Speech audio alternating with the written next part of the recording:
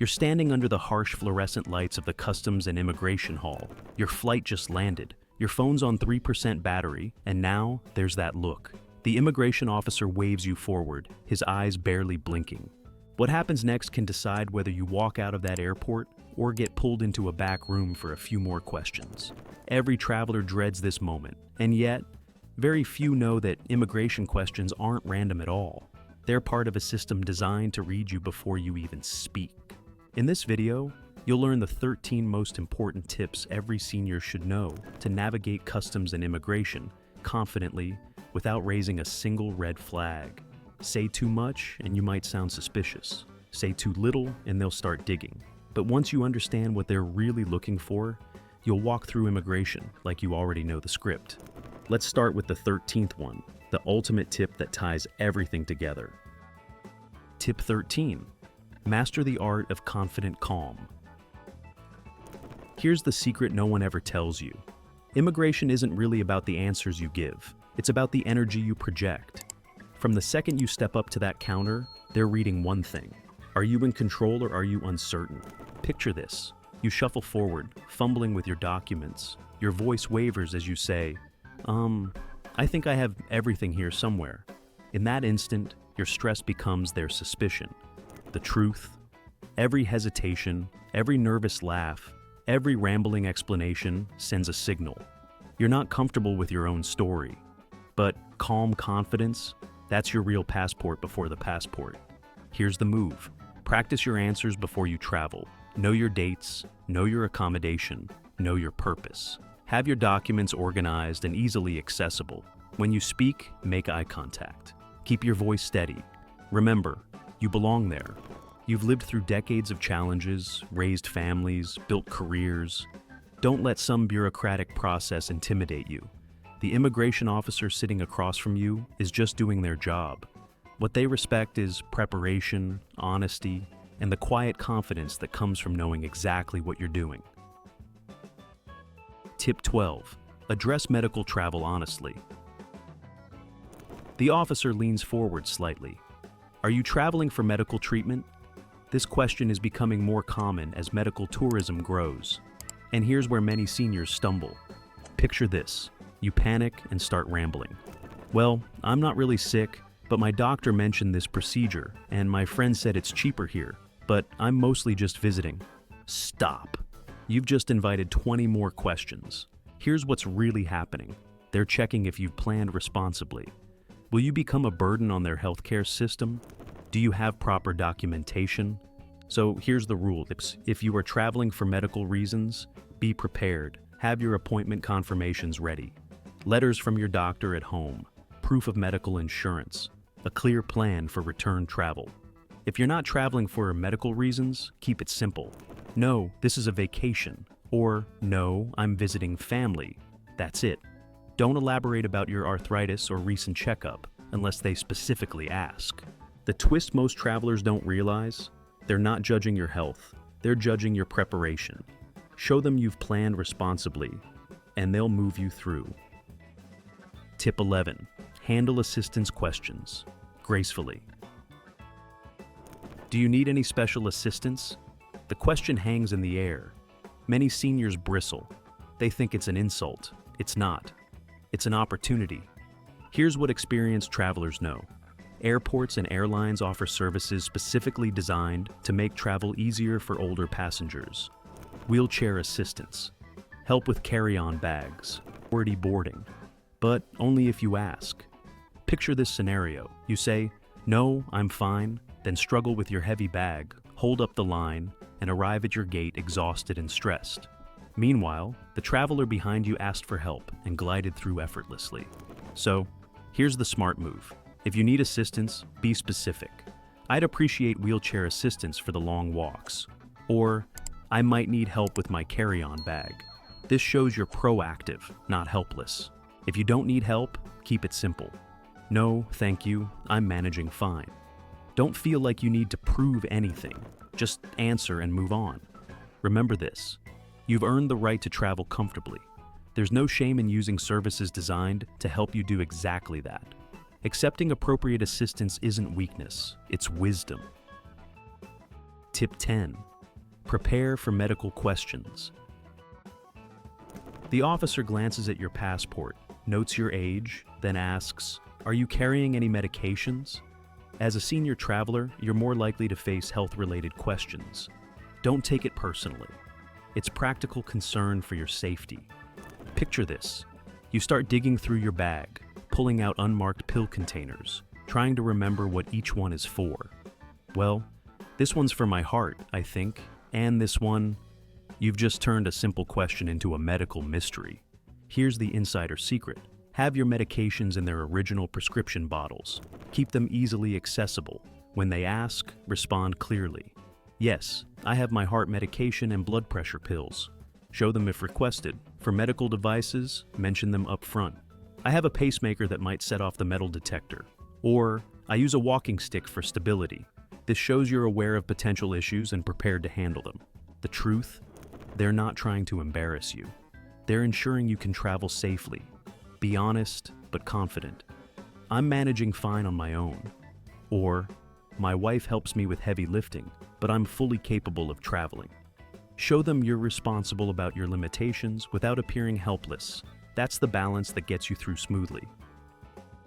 Tip 9, show your exit strategy. This is the final test, the moment they decide if you're legitimate or a potential overstay risk. Can I see your return ticket? Picture this disaster. You start fumbling through your phone. I think I have it here somewhere. My grandson booked it for me online, and I'm not sure. The officer's expression hardens. You've just gone from welcome visitor to potential problem. Here's what's really happening. Every country uses this question to spot travelers who might overstay. If you hesitate here, you instantly look uncertain about your intentions, and that can spiral fast. So here's the move. Always have your return ticket ready. Printed or digital, doesn't matter, but accessible in seconds.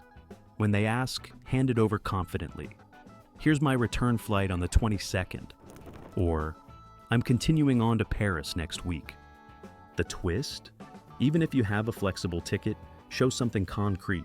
Immigration doesn't care if you change it later. They just need evidence you're not planning to disappear. Keep these documents where you can reach them instantly. Digging through 5 pockets signals disorganization, and they read disorganization as uncertainty. Show it. Smile. Stay calm. This is your final exit test. Tip 8. Have your accommodation details ready. Where will you be staying? By now, the officer has heard your story. But this question is where they decide if it all adds up. It sounds simple. It's actually a precision test. Picture this. You say, somewhere near downtown. I think it's called the Grand Something. Just like that, you've gone from confident traveler to potential question mark. Here's the hidden truth. Immigration systems already link your arrival information with your listed accommodation. They're checking if your verbal answer matches their data. When it doesn't match, red flags start waving. So here's what you need to know. Have your details ready. Hotel name, general area. If it's a hotel, say, I'm staying at the Marriott in downtown Seattle. If it's with family, say, I'm staying with my daughter in Portland. You don't need street addresses unless they ask, but you should sound like you know where you're going, because nothing unnerves an immigration officer more than a traveler who seems unsure about their own destination. The secret? When you respond smoothly, it signals control. You know your plans. And that's all they need to hear. Tip 7. Navigate the declaration process smoothly. Now comes the question that can flip your trip in seconds. Do you have anything to declare? It sounds bureaucratic, almost boring, but this is where more travelers get into trouble than anywhere else. Picture this scene. You hesitate, glance down, start second-guessing yourself. Well, I have some gifts, but I don't think they're worth much. That one uncertain pause just flagged you for a random bag search. Here's what's really happening. They're not accusing you of smuggling. They're checking how well you understand the rules. And those rules, they're different everywhere. Maybe you're carrying that bottle of whiskey from duty free. It might put you over the alcohol limit. Those prescription medications? Some countries require special documentation. The gifts for your grandchildren? They might push you over the value threshold. So here's the rule of airport survival. If you truly have nothing to declare, say it clearly. No, I don't. If you're unsure about something, declare it. I have some gifts, and I'm not sure if they need to be declared. The twist most travelers never learn: customs officers are trained to spot hesitation. One glance down, one uncertain pause, and suddenly you're in secondary screening. Confidence can't cover dishonesty, but honesty, spoken calmly, clears you faster than any excuse ever will. Tip 6. Own your travel history. Have you been to this country before? This one catches people off guard, not because it's tricky, but because it feels like a memory test. Suddenly you're second-guessing yourself. Picture this panic. Was it 2022 or 2023? Does that layover count? What about when we just changed planes? You start stumbling over dates, looking uncertain about your own travel history. Here's what's really happening. The officer already knows your travel record, every stamp in your passport, every entry and exit. It's all in their system.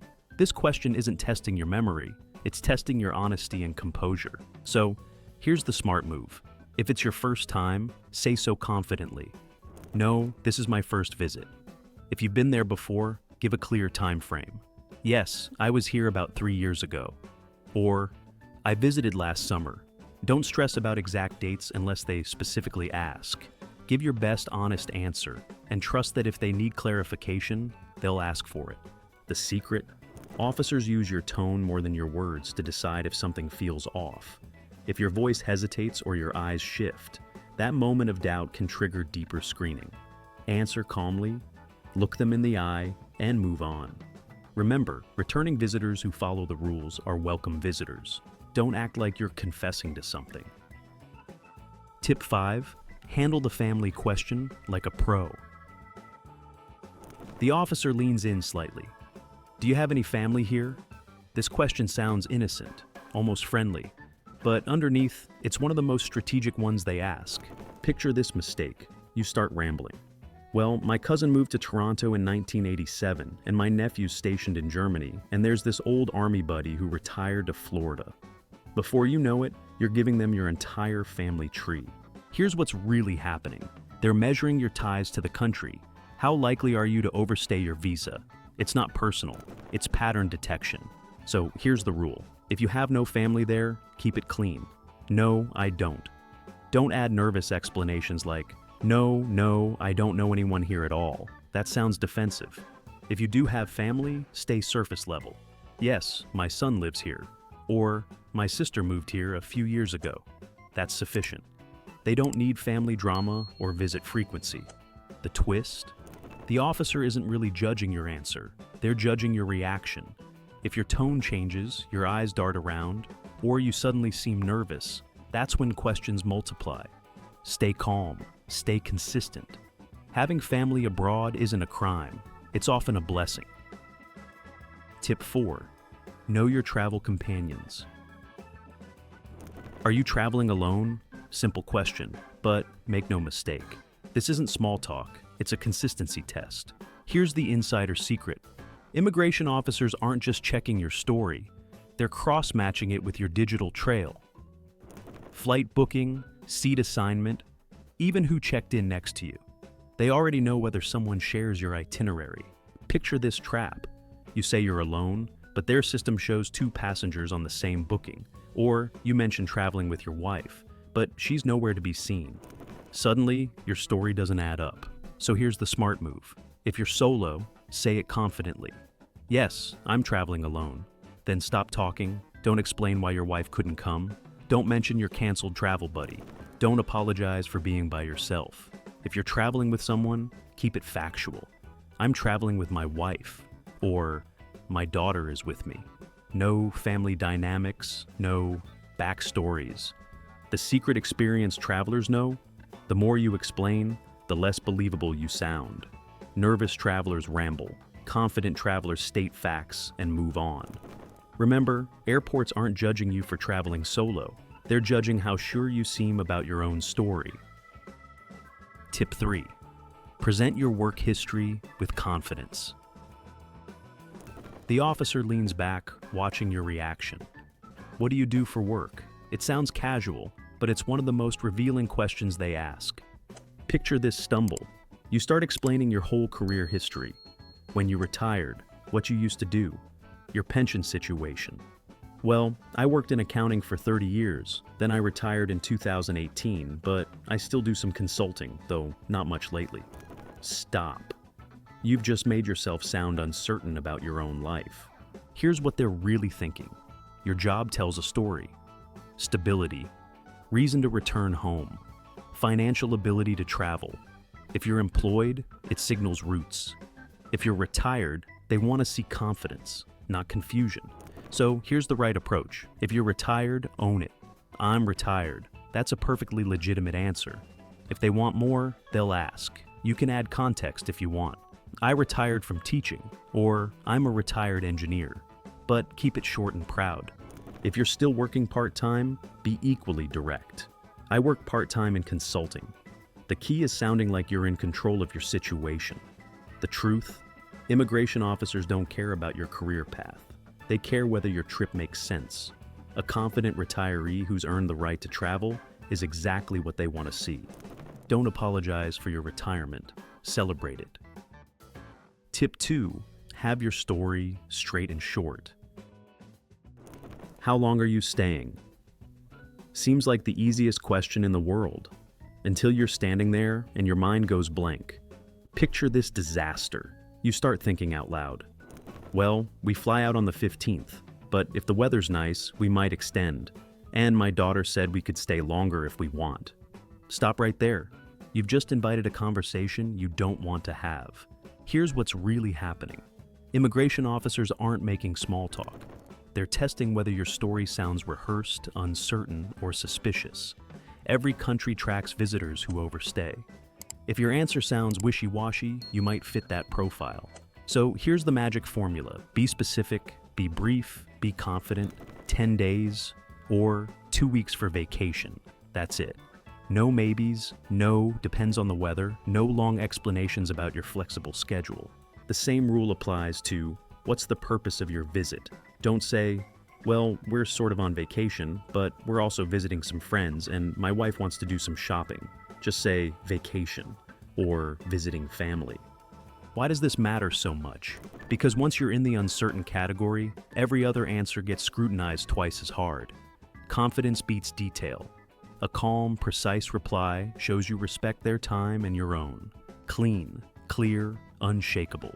Save the details for your travel journal, not the immigration line. Tip 1. Master the passport presentation. May I see your passport? It sounds routine, but this simple request is more than formality. It's the opening test. The officer isn't just checking a document, they're reading you. Picture this fumble.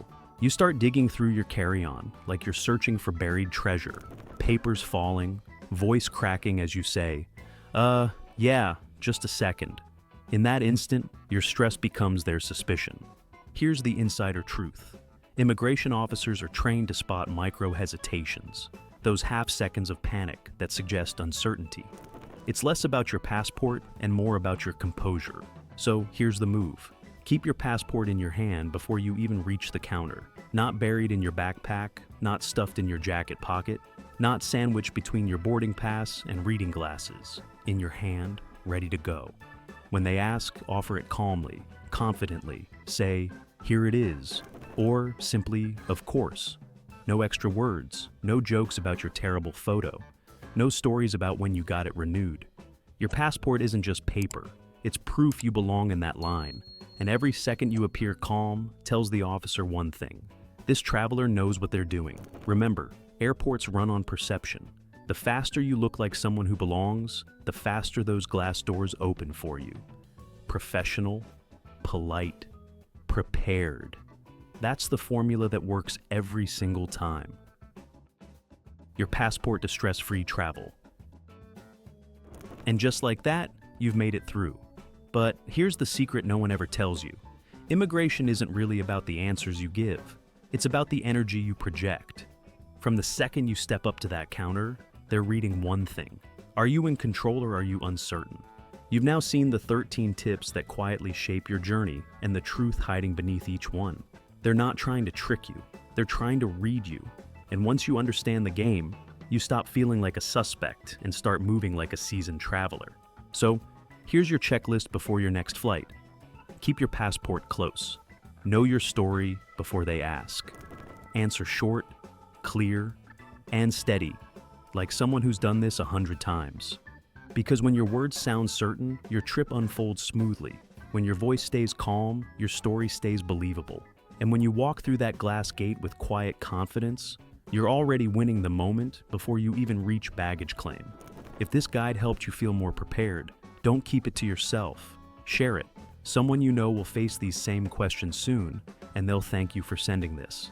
Hit that like button, subscribe for more travel tips, and turn on notifications because in the next episode, we're pulling back the curtain on what really happens when you're randomly selected for secondary screening. Safe travels, and remember, confidence is your clearance.